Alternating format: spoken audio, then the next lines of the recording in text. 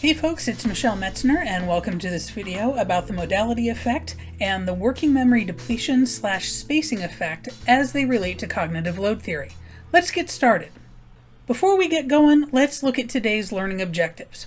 After watching this video, you will be able to relate the basic tenets of cognitive load theory, explain the modality effect, and explain the working memory depletion / spacing effect. Before we jump into the effects, let's take a moment to discuss the basic tenets of cognitive load theory. Cognitive load theory essentially states that our working memory, you might have heard this referred to as short-term memory, but our working memory is very limited in terms of the amount of information it can hold and process. In fact, our working memory can hold only about 7 pieces of new information and process even fewer pieces at once, usually between 3 and 4. If that weren't bad enough, our working memory can hold the information for only about 20 seconds. Because of these limitations on our working memory, our learning will be slowed down if our lessons require more working memory capacity than what we have.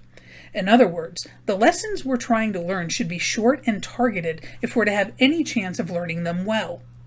As instructional designers, it is our job to create these targeted lessons. Now, there are 2 cognitive load theory effects that we should be mindful of: the modality effect and the working memory depletion / spacing effect. The modality effect essentially states that people learn better when they're given information in 2 modalities, one auditory and one visual. For example, let's say you're trying to learn the writing plans for certain business letters. You could create online flashcards, and they would be effective to a point.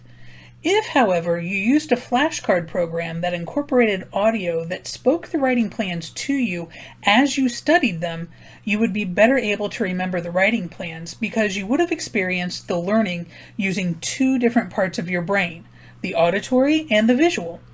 So let's see what this might look like. Request. What you want, background, additional questions, deadlines, pleasant close. Repeated use of audio and visual cues like these will only deepen learning as you go. Now let's look at the working memory depletion / spacing effect.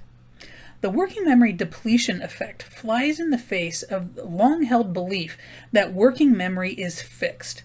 Fixed memory means that there is no way either to improve or degrade your working memory. It is what it is and can hold what it holds, period.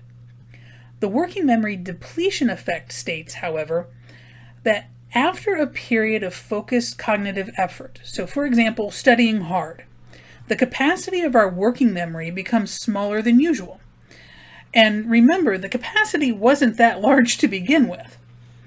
Additionally, the effect states that the working memory needs time to recover before it's at its full capacity again.